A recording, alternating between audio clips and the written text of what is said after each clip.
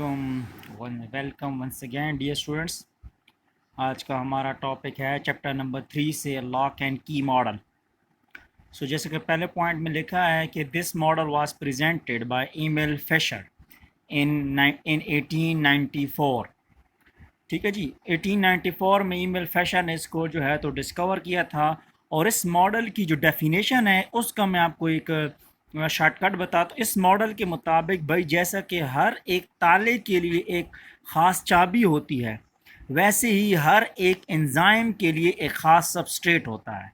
यानी एंजाइम जो है उस खास सबस्ट्रेट पर ही काम कर सकता है, उसके अलावा किसी दूसरे सबस्ट्रेट पर काम नहीं कर सकता। According to this model, like every specific lock has a specific key, no other key can open more than one lock, so just like that each enzyme has a specific substrate. ठीक है बच्चे।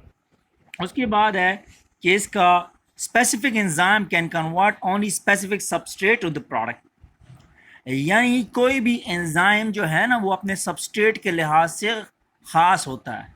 यानी वो एक ख़ास lock है जिसको एक ख़ास की ही जाके खोल सकती है।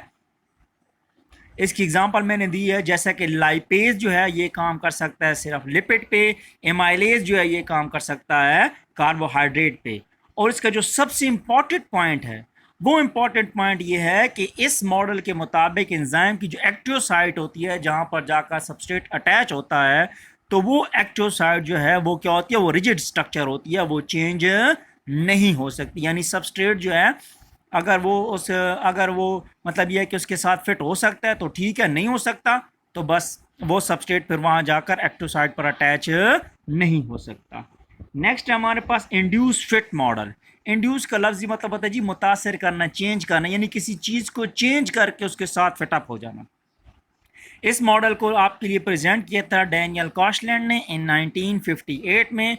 और इस मॉडल के मुताबिक एक्टिव साइट जो एंजाइम की है वो रिजिड स्ट्रक्चर नहीं है, बल्कि जो सबस्ट्रेट है वो एंजाइम के एक्टिव साइट को अपने ख्वाहिश के मुताबिक, अपनी चेंज के मुताबिक उसको चेंज कर सकता है। जैसा कि अब आप कहेंगे कि सर इसमें तो ये फिर कौन सा मॉडल ठीक है, बिल्कुल दोनों मॉडल ठीक हैं। लॉक एंड की मॉडल भी ठीक है, इंड्यूस फिट मॉडल भी ठीक है, क्योंकि आपको पता है कि some enzyme require the non proteinaceous part. अगर आपको याद है कोफैक्टर या प्रोस्थेटिक ग्रुप, तो अब अगर वो एंजाइम के साथ सबस्ट्रेट फिट नहीं हो रहा तो क्या होगा, फिर उस एंजाइम के साथ नॉन प्रोटीनियस पार्ट अटैच हो जाएगा और वो उस एंजाइम की एक्टिव साइट को ऐसा बना देगा कि वहां पर जाकर सबस्ट्रेट अटैच हो सके।